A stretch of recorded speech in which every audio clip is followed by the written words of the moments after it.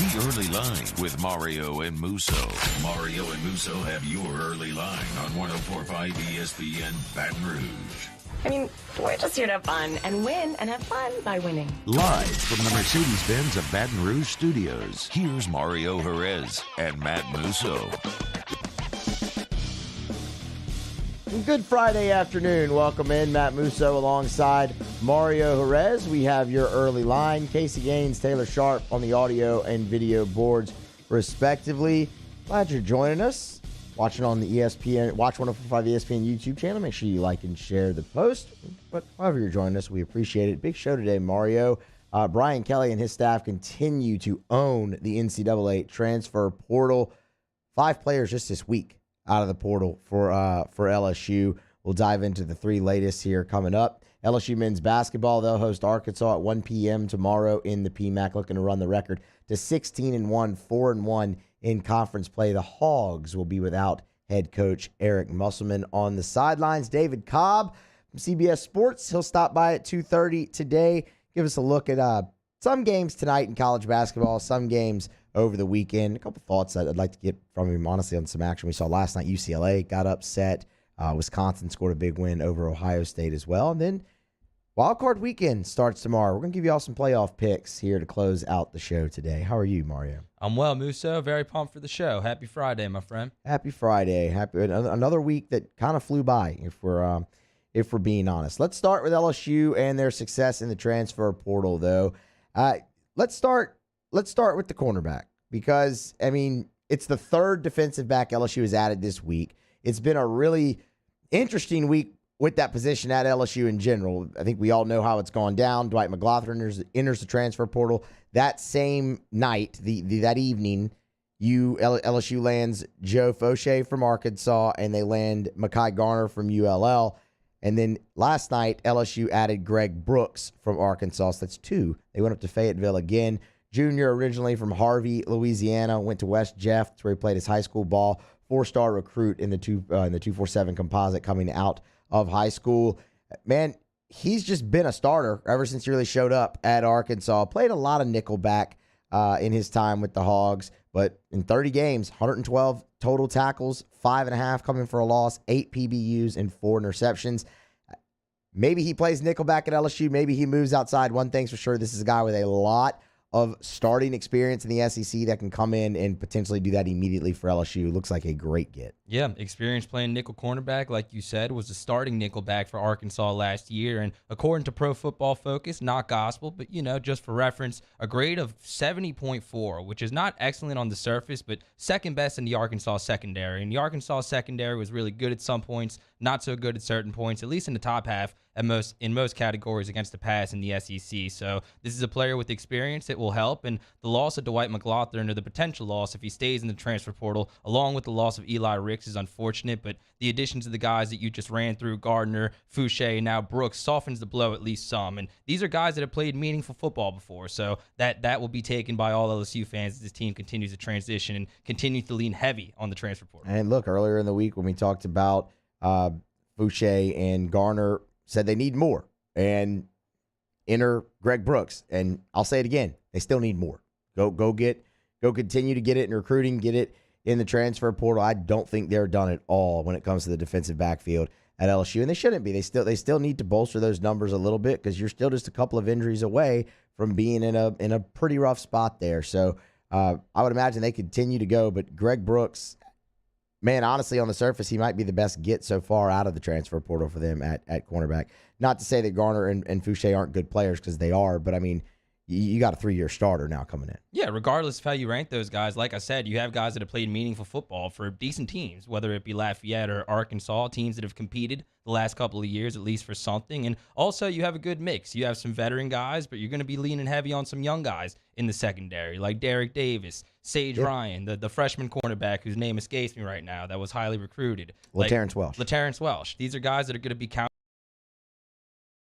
A little bit more veteran experience will also be counted to play heavy snaps for LSU. So you like that you seeing the numbers rise when it comes to the secondary, whether it be at safety, where LSU's in a little bit better position, and a cornerback as well, where as you can see in the bowl game, they were really hurting there. Oh, absolutely. They were hurting everywhere. Then that's kind of what I wanted to get into right here as we move on to our next player. So there was obviously positions of need for LSU: linebacker, cornerback, offensive line, running back. Yeah, maybe not one of them, but LSU, their numbers were so thin, they kind of needed to add across the board, and they got a big one at running back last night. Former 5-star Baton Rouge native Noah Kane, who finished out the high school career at IMG, came down to Penn State and LSU in his recruitment. He ends up in State College and, man, burst onto the scene as a freshman, 8 touchdowns. That was a Penn State freshman record. He also became the first Penn State freshman running back to rush for 100 yards in back-to-back games since a guy named Saquon Barkley. I think we all probably have heard of him. He's pretty good. So he's in that class as a freshman, 443 yards, as we said. Kind of burst onto the scene, looking to break out in 2020 as a sophomore. Doak Walker Award watch list, suffers an injury on the first drive of the season against Indiana after just 3 carries for 13 yards. Keeps him out for the whole season. Comes back this year, leads Penn State in touchdowns, and now enters the transfer portal. And this is a proven guy that's going to come in. He's shown the ability to catch the ball out of the backfield, kind of really similar to a John Emery. If you think about it, 5'11", 220 pounds, man, a powerful, talented back. Yeah, good pickup. And like you said, the running back room becoming a little more defined for LSU now going to the next season. You know, you got Corey Kiner coming back. You know, you got Goodwin. Trey Bradford's going to be in the fold. Yep. John Emery hopefully gets the eligibility stuff figured out and his grades and whatever else is going on. But you'll have him coming back. And now you have Noah Kane, who has another veteran presence to go with those young guys. And like I said, now you have a little bit more proven talent at this position as well. A veteran to go with John Emery, who can hopefully get on the field this season. And when you look at his stats, he seems to get in the end zone really well. You mentioned as a freshman, 8 touchdowns, which was a freshman record at Penn State, and 4 touchdowns this year, which doesn't seem like a lot, but led all Penn State running backs. So this is a guy that I'm sure is going to see some snaps at LSU, and in spades when he's been healthy, he's played really well for Penn State. And then today, Devontae Lee enters the transfer portal, played linebacker and wide receiver at LSU out of a meet. It just never really worked. And, man, 30, 40 minutes after that, Kyron Lacey from ULL ends up committing to LSU as a wide receiver. The wide receiver room, when you look at LSU, they have plenty of talent. And, look, Kyron Lacey's adding a lot of talent to that room as well. We'll get into his number and career so far for the Raging Cajuns. But they need to get those numbers back up. They've lost a lot out of that wide receiver room. Again, plenty of talent with Butte, Jeray Jenkins, Jack Bash, Brian Thomas Jr., Chris Hilton, Malik Neighbors. Like, the talent is still there. It's just the numbers were getting a little thin. Kyron Lacey adds to numbers and adds to talent. Over 600 receiving yards in 2 seasons at ULL, 10 touchdowns in that time as well. Led the Cajuns in touchdowns this past season as a true freshman, led them in receiving yards. Big body guy, 6'3", 212 pounds. If you go watch his highlights, you'll see a lot of high pointing of the football from Kyron Lacey. This seems like a really, really solid get. Yeah, another Louisiana native out of Thibodaux, and this is somebody who's been productive for ULL the last couple of years, especially down the home stretch of this year. Lewis really looked his way a lot, and like you said, in terms of numbers, this will be welcome for LSU, but I think the exodus when it comes to the wide receiver position isn't something that is independent of LSU, making a coaching change. I think a lot of these guys might have seeked newer options anyway, regardless of LSU having a new coach or not. So, like we said, the portal taketh away with Devontae Lee, but immediately it giveth with Kyron Lacey now coming to LSU. Wild time. It's college football stuff, man. I mean, Fun. Now 8 transfers so far for LSU out of the portal. 5 this week. 4 of them are originally from the state of Louisiana natives. Big times. We kind of talked about it earlier in the week too. It said, spring practice will be fun, but the most interesting thing going forward from now all the way up until fall camp is how Brian Kelly and his staff supplement this roster through the transfer portal, through recruiting. That you got the February signing period coming up, and it certainly has not disappointed. They've been off to a fast and furious start doing just that. Yeah, Brian Kelly apparently really into UL Lafayette and Arkansas players the same way Sean Payton is into Ohio State players. So that's a trend that we've seen so far. Hopefully it's one that pays off for LSU. Before we hit a break here, yesterday we told you about a bettor over at MGM who placed a $50,000 bet on the Cincinnati Bengals to win the Super Bowl. If that cashes, it would pay out $1 million. So we decided to use this as our Citizens Bank poll question of the day. the better, who placed $50K on the Bengals to win the Super Bowl, is that better an LSU fan, a Bengals fan, both, or neither? Get over to 1045 ESPN, the Twitter account at 1045 ESPN. Vote in the Citizens Bank poll of the day. We'll revisit that at the end of the show. Right now, we'll grab our first break here of Early Line. Come back on the other side, dive into LSU, Arkansas, and hoops. Tigers should be a favorite in that game. Give one last look, see if we can't find an early line on that game yet. If not, it should be out later this evening. But LSU should be a pretty nice favorite against the Hogs. Break down that game, and if we think the Tigers would be a good play in it. That's next on Early Line, 1045 ESPN, Baton Rouge. Mario and Musso, the Early Line. In times of need, get a full list of phone numbers, websites, and other important emergency information on the Demco Stormwatch page at 1045ESPN.com. Why are massages at the... We know your healthcare needs don't stop. Cancer, accidents, injuries, and heart disease are relentless. So we are relentlessly innovating to keep you safe, both virtually and in person, connecting you with providers remotely, advancing clinical spaces, providing rapid and accurate testing, social distancing, and certified cleaning protocols. We are Auctioner, and we will not slow down. Auctioner Health, innovating healthcare. At All-Star Toyota, you get it all. If you're in the market for an all-new Toyota vehicle, come see our friendly and knowledgeable sales team at All-Star Toyota. Located in Baton Rouge at the corner of Airline and Goodwood, we've been serving our community since 2005 by offering a large selection of new Toyota cars, trucks, and SUVs. Get behind the wheel of your dream car and take a test drive at All-Star Toyota today.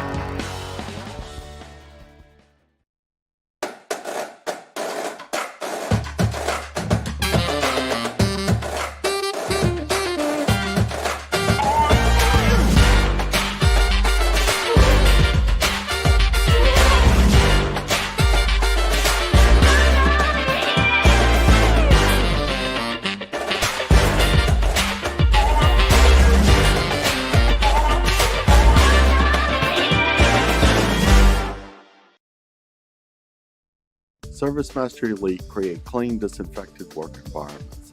As a local business, we take pride in serving the New Orleans and Baton Rouge areas. Our cleaning protocols follow CDC and OSHA standards for healthcare settings, offices, senior living, restaurants, and industrial plants. Contact ServiceMaster Elite to get your operation ready for reopening with germ disinfection cleaning. ServiceMaster Elite, the trusted choice in professional cleaning since 1996. Eli's always been into grilling. It took us a while to see it, but the signs were there. What are you doing, Eli? I knew grilling was my thing. I have been talking about it throughout my career. Happy with the results? I am. Got the new grill from barbecueguys.com. It performed great. My advice, as I always told my boys, do more of what you were born to do. Barbecue Guys, for those who were born to grill. You want cheese on your burger, Pops? I'll take a little cheese. There it is, the extra mile, on the border of expected and extraordinary, for those willing to go further, like vans customized for work or play, with safety and tech to keep you connected, supported by a 5-star sales, service, and finance team, and backed by the 1-star you know. So go the extra mile. It's never crowded, because so few have what it takes to go there. Mercedes-Benz Vans.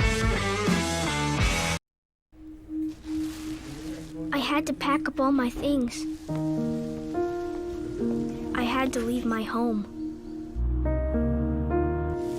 And I never knew where I was going next. It felt like I never even had a say. But then you came along. Change a child's story. There's a child in foster care waiting for a volunteer like you.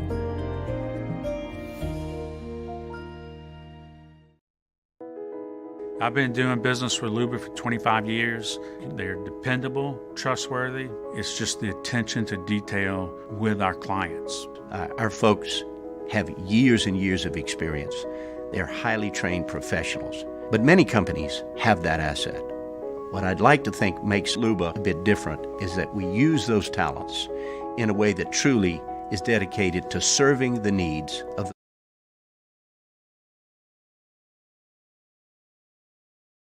Presented by Don Juan Cigar Bar. The Riot Radio Hours return. We're previewing LSU, Arkansas, and hoops and the NFL playoff weekend. Join us 3 to 6, 104.5 ESPN Baton Rouge.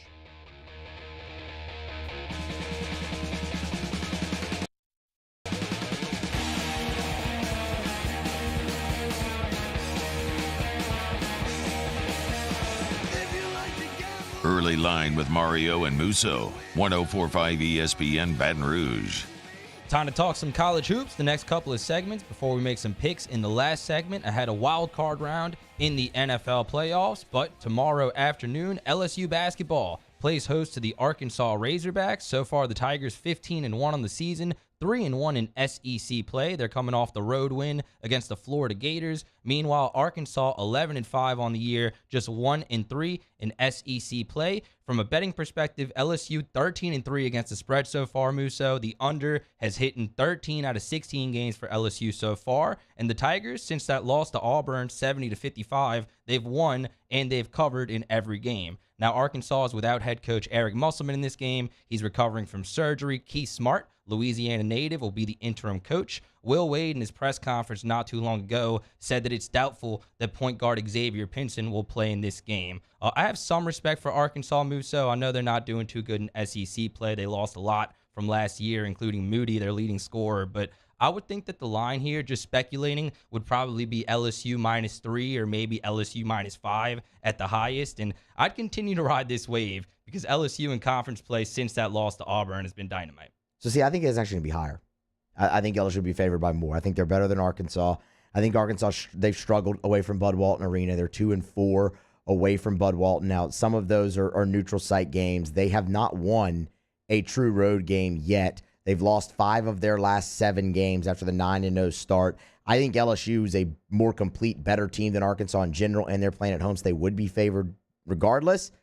And then when you add in the loss of Eric Musselman, LSU's 10-0 against the spread at home this year and 10-0 in general. I think you're looking maybe at somewhere 5-7 in the game. And no, I'm with you. What do we say about a streak? You bet the streak. You can only lose one time. They're 10-0 against the spread at home, 10-0 outright at home.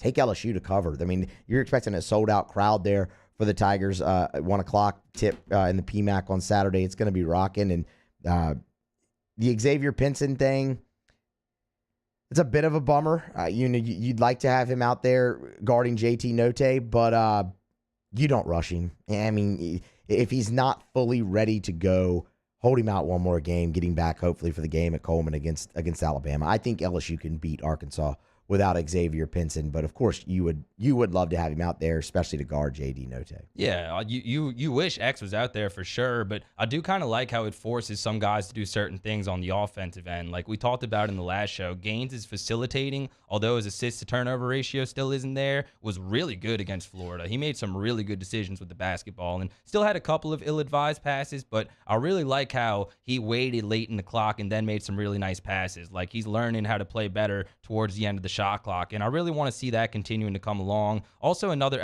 opportunity for Efton Reed. I'd like to see LSU rebound the ball a little better on the defensive end. You have to box out Jalen Williams, the big 6'10" forward from Arkansas, know where he is at all times and make sure you get a body on him, but also want to see Efton Reed play without fouling and hopefully have a little bit more of an impact than he's had so far in SEC play.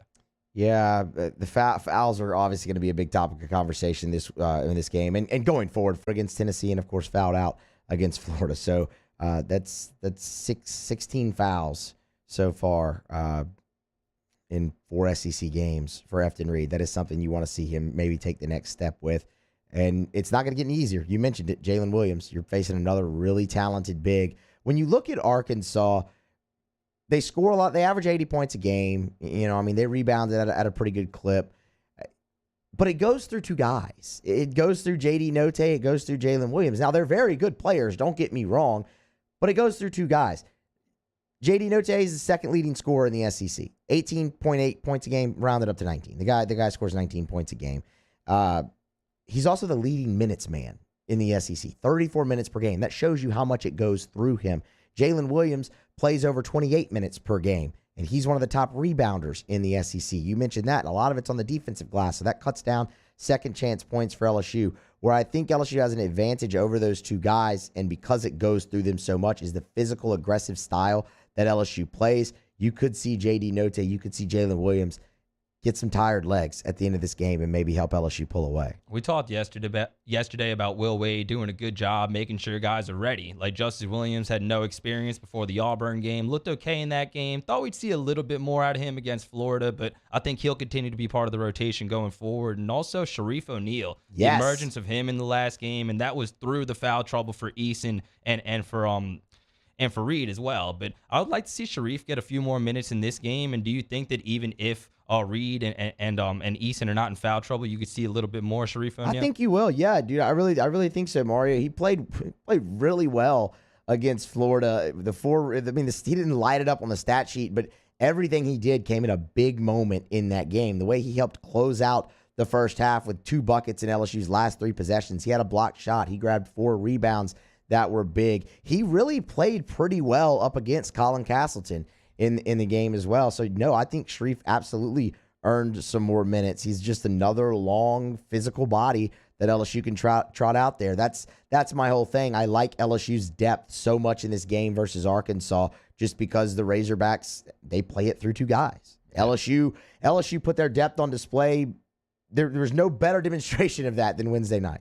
Now that I'm thinking about it, I could see this line be a little bit bigger. There's so many factors working against Arkansas. You're without your coach. You're on the road where, like you said, Arkansas hasn't played well at all. And LSU, the energy in that building has been really good, man. And I expect it to continue to be good since LSU has won every game since that loss to Auburn. But let's really quick talk about Keith Smart a little bit. He's the interim head coach for Arkansas in this game. Joined the Razorback staff this past summer, has over 22 years of coaching professionally, technically was a head coach in the NBA, an interim head coach for the Sacramento Kings a few years ago. A Baton Rouge native, like we said, went to McKinley High School, will have a lot of family going to the game. And older listeners of the show might remember the Final Four back in 1987. He hit the game winner in that game that was inside the Superdome. So a really good player in his day and getting an opportunity to be the Razorbacks head coach on Saturday. Yeah, I mean, he's got plenty of experience, and it should be also worth noted that Eric Musselman missed the game last year due to COVID. That was against Abilene Christian at home, though, and the Arkansas Razorbacks kind of ran away with that one. This is a much bigger game. I factor a lot into Eric Musselman not being there. It's not that Keith Smart can't do a good job. It's just, man, when you're going into the environment you're going into Saturday against a team like LSU, who's one of the best teams in the entire country, you need your leader, you need your head coach, somebody there when things get tough that you're comfortable, that you can look to and look at that guy and know it's going to be all right. It's not to say that they can't have success without Eric Musselman. I mean, look, LSU, when Will Wade was suspended, ended up making us continued to make the Sweet 16 run. But eventually they ran up against the wrong team, and maybe it could have helped having Will Wade on the sideline right against Michigan State. So Arkansas feels like they might be running up against the wrong team to not have your head coach with this year. And I think that's something that's absolutely going to impact the line. Maybe not as much in the opening line, but when people go to place wagers on it, they're going to look at it and say, Eric Musselman's not there against this team, and they're going to bet it up even more. It may open 5-7. It could go up more. It may open lower than that and go up more. But either way, I do think, to bring you back to what we talked about earlier, I think LSU will be a pretty big favorite in this game. Yeah. And I'll take them. I bet the streak, man.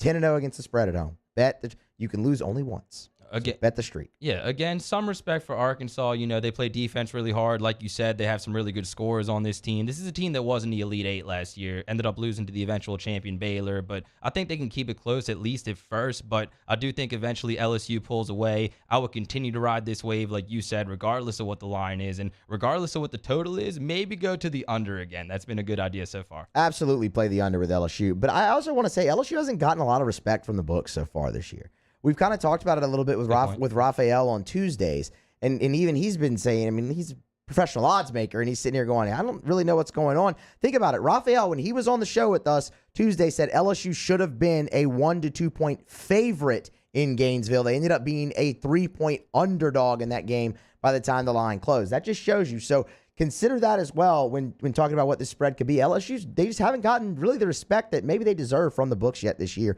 even through 16 games and being 15-1 and 13-3 against the spread.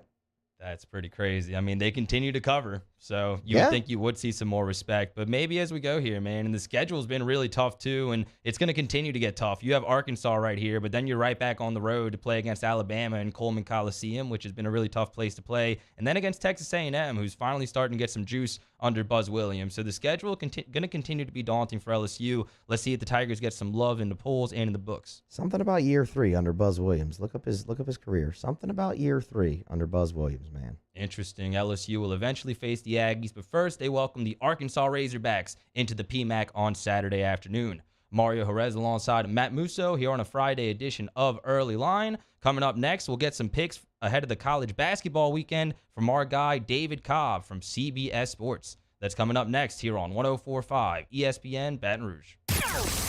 Early Line with Mario and Musso. 104.5 ESPN. Our listeners fire up their opinions on the jimsfirearms.net hotline at 499-1045. Keep listening for your next chance to shoot us your thoughts with the jimsfirearms.net hotline on 104.5 ESPN Baton Rouge. There it is, the extra mile, on the border of expected and extraordinary for those willing to go further, like vans customized for work or play, with safety and tech to keep you connected. Supported by a 5-star sales, service, and finance team, and backed by the 1-star you know. So go the extra mile. It's never crowded, because so few have what it takes to go there. Mercedes-Benz Vans. Our topic today is about savings. What is savings? Hancock Whitney isn't just a bank for our clients. We're investing in our hometowns, making life better for everyone. So keep dreaming. We've got your back. Yo, Jake here from Patient Plus Urgent Care Clinic, reminding you they now have 8 convenient locations across the Baton Rouge area, open from 9 a.m. until 9 p.m. And if you're looking for that COVID test for holiday travel, or you have a holiday event coming up, they're the place for you, as well as a flu shot. It's starting to creep up here during flu season, so if you need that shot, make sure you get that. They now have some available through December. You can find more information on their website, patientplusuc.com. That's Patient Plus Urgent Care Clinic. Get in and get better. Gulf Coast Office Products is a nationally recognized Savin office equipment dealer based right here in Louisiana. Over 100 employees strong, Gulf Coast has the boots on the ground to support all vertical markets, from education, engineering, legal, and finance. With the latest in office technology, from desktop to production segment units, Gulf Coast and Savin have the perfect fit for you. Call 225-756-2644. That's 756-2644 for Gulf Coast Office Products. Are you a licensed contractor? There's lots of good contractors in Louisiana doing work the right way, but unfortunately, too many unlicensed contractors are working outside the licensing requirements. Working as a contractor in Louisiana requires a license for the company doing the work. The Louisiana State Licensing Board for Contractors wants to help you get licensed to allow you to conduct work legally. It's not difficult to get the license. We can help you. Go to lacontractor.org for more information. Licensed contractors, it's the law. At All-Star Toyota, you get it all. If you're in the market for an all-new Toyota vehicle, come see our friendly and knowledgeable sales team at All-Star Toyota. Located in Baton Rouge at the corner of Airline and Goodwood, we've been serving our community since 2005 by offering a large selection of new Toyota cars, trucks, and SUVs. Get behind the wheel of your dream car and take a test drive at All-Star Toyota today. To the heroes who are working tirelessly to care for our communities, we thank you. We will never forget the countless hours you dedicated on the front lines, choosing to risk your own health to fight for our friends, neighbors, and family members. I mean, you guys are out on the front lines fighting it. We are grateful for your heroic acts and unwavering spirit. Together, we are overcoming this adversity and make our state healthier and more vibrant again. Ochsner Health.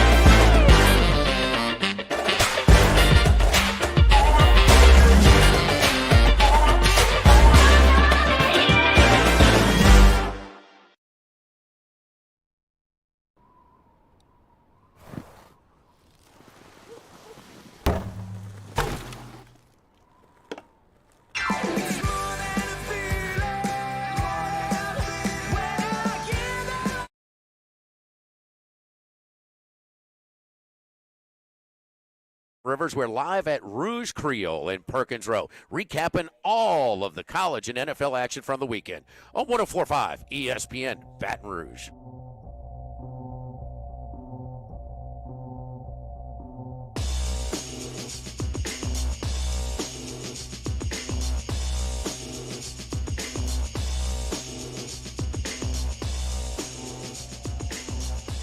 You're getting the early line with Mario and Musso on 104.5 ESPN Baton Rouge. Over to the Watch 104.5 ESPN YouTube channel. Like and share the show. About to get you some college basketball picks for tonight and for the weekend. Still got our NFL playoff picks coming up to close the show. Right now, we welcome on David Cobb from CBS Sports, National College Basketball reporter. David, thank you for your time, man. How are you? Man, I'm doing all right. Kind of nice, focusing all on basketball now that we got football behind us. So yeah, it's a good time of year. It is a very good time of year. And before we get into the picks for tonight and tomorrow, I would love a thought on the upset from the West Coast last night, Oregon over UCLA. Yeah, so Oregon's had the talent all along, but they just were awful in the beginning of the season. I mean, just getting blown out. I mean, they got run off the court by BYU in the first month of the season. But, here they are. On the road against UCLA. I think the big caveat to note there, though it will count as a road win, and deservedly so, it was not a true road environment at Pauley Pavilion because at UCLA, due to COVID-19 protocols, there were no fans in the building. And I think during the second half, Oregon got really hot offensively. That's the time in the game when the home court advantage makes a huge difference. And with UCLA being a top 5 team, that environment would normally propel them, I think, and spur them on in a way that just couldn't last night. So I'm not worried about UCLA necessarily in the long run. I think that was their first game really in over a month against a quality opponent due to some COVID pauses and just some light areas in their schedule. So long run, no concerns about UCLA, but the takeaway from that is to watch out for Oregon because they've been really, really bad up until yesterday, and for them to go and get that win, it breathes a little bit of life maybe into their at-large candidacy for the NCAA tournament. Like I said, the talent is there.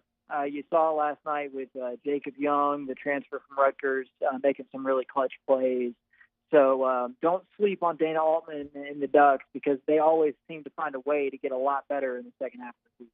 Oregon back in California this weekend. We'll talk about that game later on in the segment. But as far as tonight's game, we do have one marquee matchup in the Power 5 in college basketball tonight. There is a line out for this game. Illinois is a 9.5-point favorite at home against the Michigan Wolverines. And David, Michigan ranked as high as number 4 in some preseason polls, but Juwan Howard's team has kind of underachieved so far, including a wire-to-wire defeat at the hands of Rutgers most recently. Meanwhile, Illinois really hot on a 5-game winning streak right now, and in that time frame, the Illinois Fighting Illini 4-1 against the spread. Any thoughts on Michigan and Illinois tonight? 8 o'clock tip-off. Yeah, Illinois is playing as well as anybody in the country, which might surprise some people if you've kind of been checked out because, I mean, the earlier read on them was that they were one of the biggest disappointments in the country. But I think what people forget about Illinois is that Kofi Cockburn was suspended for the first few games of the season. So their first loss came with him out. Their second loss was his first game back, and they've also had to deal with an injury to Andre Carbello, who was supposed to be their primary point guard this season. So now that you kind of get through some of the mud for them with the personnel stuff, they're just on fire, and Kofi is totally unstoppable. And then, I think the biggest key for them has been the 3-point shooting because when opposing defenses collapse in on Kofi Cockburn, he's able to kick out to a variety of guys who are shooting the ball really well from the outside. So 9.5 is a pretty big number against that Michigan team that is talented. But with Illinois playing at home, I would lean more towards the Illini in that spot because they're just so dominant when Kofi is at his best, and he's been at his best for most of the last month of the season. A couple good ones in the SEC this weekend. To start with Tennessee at Kentucky, top 25 matchup in Rupp Arena. No official line set on that game yet, but I would imagine Kentucky's a slight home favorite over the Volunteers. Tennessee, they've beat up on the unranked teams. They've struggled against the ranked opponents. Now they get to face Kentucky, who's averaging over 80 points a game, and they'll have to do it on the road. Any thoughts on that one? Yeah, so when we picked our picks post for the weekend games will go up soon. We picked with a line of Kentucky -5, and I went with Kentucky on that because y'all saw Tennessee and Baton Rouge. What was it, just a week or so ago? And that offense is struggling. It's bad. I mean, when they're not hitting outside shots, everything is a struggle for them. And the Tennessee defense is solid, but Kentucky's offense is finding another gear right now, and it's a similar formula to what Illinois is doing, where Oscar Tshiebwe on the interior has been so good, and now you got perimeter players starting to hit shots for Kentucky in a way that they weren't last season, and it just makes them really difficult to defend. So I think Kentucky's playing really well. I think the Wildcats are in position to fight with Auburn and UCLA, or Auburn and LSU. A Freudian slip from my big call on the LSU UCLA game that we talked about last week. But anyway, yeah, I think the Kentucky's playing really well. Tennessee, I've got concerns about offensively long term. I think Kentucky's going to compete for the SEC title, and I like them to win at home by at least 5. David Cobb is our guest here on the Early Line, college basketball reporter for CBS Sports. Big game in the Big 12 tomorrow, David. I would think Kansas is going to be favored against West Virginia in Lawrence, especially because of a couple of trends. Bill Self has been dominant at home as head coach of the Kansas Jayhawks. He has a record of 284-15, winning percentage of 95. And Bob Huggins, with all he's accomplished in his career, David, has never won in Lawrence. His teams are 0-9. Playing at Kansas, and this could have been a matchup of cool names in the Big 12 with Taz Sherman going up against Remy Martin. Taz Sherman is the second leading scorer in the Big 12, putting up 19.9 points per game, but Remy Martin, day-to-day with a knee injury, has missed the last 2 games. Any thoughts on West Virginia at Kansas? Well, even with Remy out and maybe it not being a point guard battle, it's still actually going to be a battle of the Big 12 leading scorers, because Ochai Agbaji is number 1 for Kansas right now in the Big 12 in scoring, and just absolutely filling it up from everywhere on the floor, and seeing his name rise into first-round territory for the NBA draft as a senior, no less, which is pretty rare. And then Taz Sherman has been averaging close to 20 a game for West Virginia, so that could be a really fun matchup. And I think the line is going to be something around KU by 8 or 9, but I absolutely believe West Virginia can cover that. The only reason why West Virginia is not getting love in the polls and stuff is because they really haven't played a very tough schedule.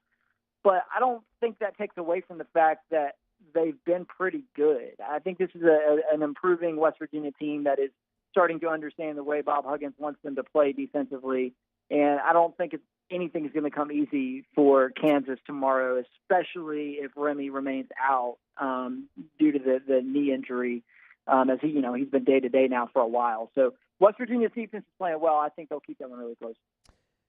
The one here tomorrow at 1 p.m., Arkansas coming into the PMAC to face LSU. Tigers have won 3 straight after the loss to Auburn, covered in all those games as well. 10-0 against the spread at home is LSU so far on the season. No Eric Musselman for Arkansas on the sideline. Will Wade just about an hour ago said that Xavier Pinson doubtful for the Tigers.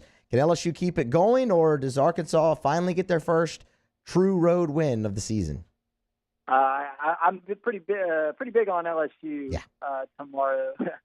Must being out, I think, hurts Arkansas more than Pinson being out hurts LSU. Arkansas just a total chaos team. So if you told me that they found a way to keep it close in the end, I guess I wouldn't be stunned, because, they just beat Missouri by like 40-something points in just a total beatdown the other night. And then on the flip side of that, you're talking about an Arkansas team that also loses a lot of head scratchers. They lost to Hofstra a month or so ago at home. It wasn't at home, but it was in Arkansas at one of their games that they played in Little Rock. And I think the average or the mean of who Arkansas shows up tomorrow at best, due to the fact that they're going to be playing without their head coach. So that's a really tough place to go without your leader, especially when it's somebody like Muss, who's such an energetic presence within that locker room. So I think LSU will cruise tomorrow against Arkansas. And to be honest, I'm going to be real curious to see where LSU ends up in the AP poll if they do take care of business, because, I mean, I think they can make a jump into the top 10. I think they should, certainly with the way they've been playing. Agreed. And David, thanks so much for your time and your perspective today. On the way out, I had to get a thought on your Memphis Grizzlies. They've won 11 games in a row. They're third place in the Western Conference right now. You covered that team before you started working for CBS Sports. What can you say about John Morant and company? Man, how about them? It's such a flip. I think the first time we met, Mario, yes, the Grizzlies were still trying to ride it out with Mike Conley and Mark Gasol, and they hadn't gotten the bounce with the lottery balls yet to bring them Ja, and it was a hopeless situation and a bleak picture. And now here we are, three or so years later, and when you're talking about a team that's in the top 4 of the Western Conference standings and on the nation's longest winning streak. The thing I'll say about it is that it's Ja, but it's also the supporting cast that they put around him, because not probably. A month or two after that time we met in New Orleans in that 2018-19 season, they overwent a pretty significant overhaul in that front office. And that new GM, Zach Kleiman, super young guy, has nailed almost every draft pick, trade, free agent signing, you name it. They are batting pretty close to 1,000 in the personnel department, even above and beyond Ja, because anybody would have known to pick Ja with the number 2 pick. But not everybody knew that John Conchar out of Purdue Fort Wayne was going to be a steal as an undrafted free agent. But there he is last night going for 17 and 15, and hitting the big shot to cement another win. So that's been the fun part about it, is just seeing them hit on every other decision that they've made, in addition to, obviously, the John Morant pick. David Cobb, CBS Sports. You'll follow him on Twitter at David Cobb. David, we appreciate it, man. We'll do it again next week. All right, thanks. Absolutely. Grab our final break, come back, close it out. NFL Wildcard Weekend pick segment next. Early Line, 104.5 ESPN, Baton Rouge. The Early Line, 104.5 ESPN, Baton Rouge. We opened up the playbook and expanded our coverage. Listen daily in high definition on 98.1 HD2. We are 104.5 ESPN, Baton Rouge.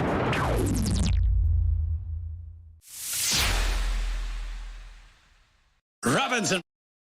Electrical work here. We perform a home safety check that begins at your electrical panel to make sure that you and your family are safe. For all your upgrades, installations, and repairs, call Mr. Electric. Eli's always been into grilling. It took us a while to see it, but the signs were there. What are you doing, Eli? I knew grilling was my thing. I have been talking about it throughout my career. Happy with the results? I am. Got the new grill from barbecueguys.com. It performed great. My advice, as I always told my boys, do more of what you're born to do. Barbecue Guys, for those who were born to grill. You want cheese on your burger, Pops? I'll take a little cheese. Yo, Jake here from Patient Plus Urgent Care Clinic, reminding you they now have 8 convenient locations across the Baton Rouge area, open from 9 a.m. until 9 p.m. And if you're looking for that COVID test for holiday travel, or you have a holiday event coming up, they're the place for you, as well as a flu shot starting to creep up here during flu season. So if you need that shot, make sure you get that. They now have some available through December. You can find more information on their website, patientplusuc.com. That's Patient Plus Urgent Care Clinic. Get in and get better. At All Star Toyota, you get it all. If you're in the market for an all-new Toyota vehicle, come see our friendly and knowledgeable sales team at All Star Toyota. Located in Baton Rouge at the corner of Airline and Goodwood, we've been serving our community since 2005 by offering a large selection of new Toyota cars, trucks, and SUVs. Get behind the wheel of your dream car and take a test drive at All Star Toyota today. ServiceMaster Elite create clean, disinfected work environments. As a local business, we take pride in serving the New Orleans and Baton Rouge areas. Our cleaning protocols follow CDC and OSHA standards for healthcare settings, offices, senior living, restaurants, and industrial plants. Contact ServiceMaster Elite to get your operation ready for reopening with germ disinfection cleaning. ServiceMaster Elite, the trusted choice in professional cleaning since 1996.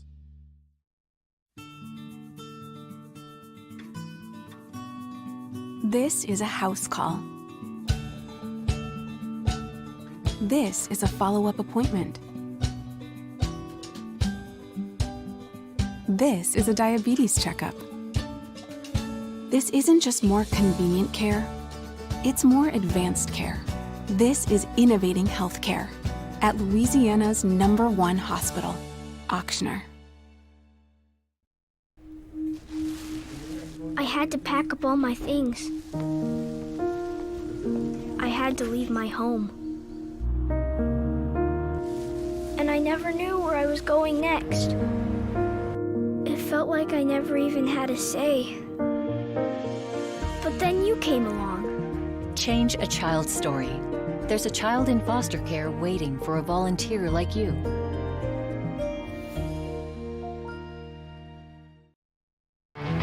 There it is, the extra mile, on the border of expected and extraordinary, for those willing to go further, like vans customized for work or play, with safety and tech to keep you connected, supported by a 5-star sales, service, and finance team, and backed by the 1-star you know.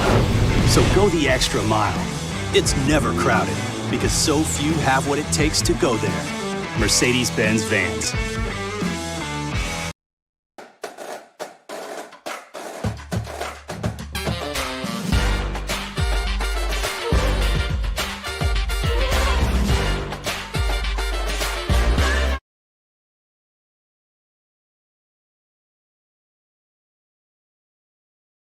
The Tigers take care of the Hogs, and did Taylor's Cowboys move on? We're with you noon to 2 every weekday, 104.5 ESPN Baton Rouge.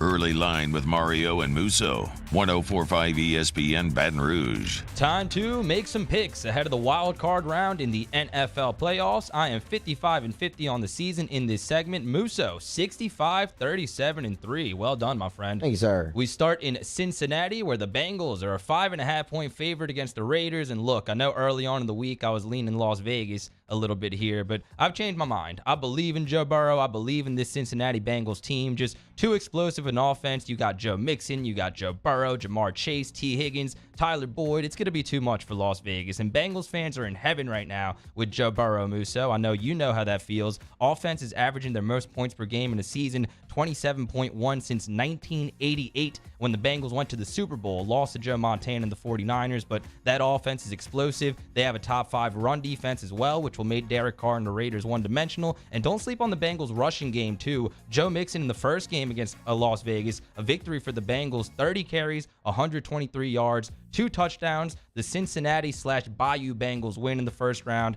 and they cover against the Las Vegas Raiders. Cardinals are catching 4 against the Los Angeles Rams. If you've listened to the show at any point this week, you know I'm totally off the Rams. Maybe I'm a sucker, but I think they're frauds. I just do. This will be the 3rd meeting this season between the two, and the road team has won each game. The Cardinals have also been extremely good away from home this season. 8-1 on the road. The majority of those wins coming by double digits, including their win over the Rams. Also, SoFi Stadium, not a home field advantage. Sure, the Cardinals, they did the Cliff Kingsbury thing. They faded down the stretch, but no one faded down the stretch more than Matthew Stafford. 13 interceptions over the last 9 games. 8 interceptions over the last 4. And that's with wide receivers like Cooper Kupp and Odell Beckham Jr. Okay, it should be noted the Rams won 3 of their last 4 in spite of Stafford's awful play. But you won't get away with that in the playoffs. Turnovers key in general. If Kyler Murray protects the ball, the Cardinals win games. He should really be able to do that against a depleted Rams secondary that might have to turn to Eric Weddle, who hasn't played football in 2 years. I'll take the Cardinals plus the 4. Hell yeah, down with the Rams. Tampa Bay Buccaneers. Frauds. Tampa Bay Buccaneers, 8.5-point favorite against the Eagles. This line went down a little bit. And look, Philly has heart. They deserve credit. They beat the Saints to make the playoffs, right? But They were 0-6 against playoff teams this season, 1-5 against the spread. I'm not flying with that. Tampa Bay, as you know, Musso, also getting a little bit healthier. Leonard Fournette will be a game-time decision. Levante David and Shaq Barrett both at practice today for Tampa Bay's defense. And ultimately, there's no better playoff advantage than Tom Brady. We talked about it yesterday, man. This is his 46th playoff start. In the Super Bowl era, he has 34 wins. That's more than all but 4 NFL teams, including the Patriots. So pretty much more than all but 3. This will be Jalen Hurts' first playoff game, and he's going up against a defense that will make him throw the ball. Yes, the Eagles had the league's top rushing offense, but Tampa Bay's rush defense just as good, if not better. This won't be a blowout. I think Philly will find a way to keep it close for a little bit. I'm a big fan of that offensive line, but Tampa Bay pulls away late. The Bucs cover the 8.5 against the Eagles. 49ers catching 3 at Dallas. Hey, remember a couple weeks ago when the Colts were that team that nobody wanted to see in the playoffs? Then they went to Jacksonville and got blown out. Now the honor of team nobody wants to see just might belong to the 49ers. That's a strong defense and a really strong running game in San Francisco, ranked 7th in the NFL, and that was after losing Raheem Mostert in week 1 for the season. Elijah Mitchell picked up that slack, and since returning from a December injury, is averaging 102 yards per game on the ground over his last 2. But all eyes are going to be on Jimmy G, though, right? And it's not really so much a question about his injured thumb, but which Jimmy G will show up. That's the question. It's the one who threw for 316 while completing 71% of his passes with a touchdown and leading a 17-point comeback and an 88-yard game-time drive. Well, then the Cowboys could be in trouble. But it could also be the Jimmy G who sometimes looks like the forward pass is just completely new to him. If that's the case, get ready for the Niners to try to shorten the game with their running game and the defense. I really like San Fran's pass rush in the game, too. You don't stop Nick Bosa. You only hope to contain him. Now the Cowboys are getting their left tackle back, which should help contain Nick Bosa a little bit. The defense as a whole presents a tough challenge for an extremely talented Cowboys offense that led the NFL in scoring. So, yeah, they'll have their success, but this one should be close. It's probably going to be played in the 20s. So in a close game, give me the stronger defense. Give me the stronger running game. I'll take the 49ers plus 3. Sorry, Taylor. You see the graphic for those listening on the radio. Taylor has put up a picture featuring the San Francisco 49er logo with the caption that says, "Set my DVR to record the biggest loser. This is all it found." That's all it found is the 49ers. Well, guess what? We're riding them plus the 3. Don't hate the money line either, to be honest with you. I really don't. That will do it for our picks going into the wild card round of the NFL playoffs. Musso likes the 49ers plus 3 at Taylor's Dallas Cowboys. Also likes the Cardinals plus 4 at the LA Rams. And then I have the Tampa Bay Buccaneers covering the 8.5-point spread against the Philadelphia Eagles. Also have Joey B and the boys, the Bengals, covering the 5.5 against the Las Vegas Raiders. Wish the Saints were in the playoffs, Musso, but still very excited for the wild card round, man. Have some really intriguing matchups, and you're brave for going with the Cardinals there. If I had to pick a side there, I'd probably go Arizona as well, but both of those teams trending in the wrong direction, at least the way I look at it. No DeAndre Hopkins for Arizona is huge, but offensively, the Rams kind of a mess right now with Matt Stafford, and defensively, you're counting on, like you said, Eric Weddle to probably play meaningful snaps, and he hasn't played pro football in 2 years. Yeah, I mean, their secondary is depleted. The Rams are frauds. I'm sorry. They just are. And like I said, maybe I'm a sucker, but they're frauds. Matthew Stafford, 13 interceptions in his last 9 games and only 19 touchdowns in that situation. 19-13 ain't a great ratio, and the 8 interceptions in the last 4 is bad. They've been winning in spite of Stafford's play. That's going to be tough to do in the playoffs, though. Matt Stafford's wife pleading for Rams fans to not sell their tickets. So that's kind of funny to me, but we'll see what happens. Have some intriguing matchups in the wild card round of the NFL playoffs. We'll be back Monday afternoon from 2 to 3 p.m. to recap it all. Also recap LSU's game in basketball against Arkansas inside of the PMAC.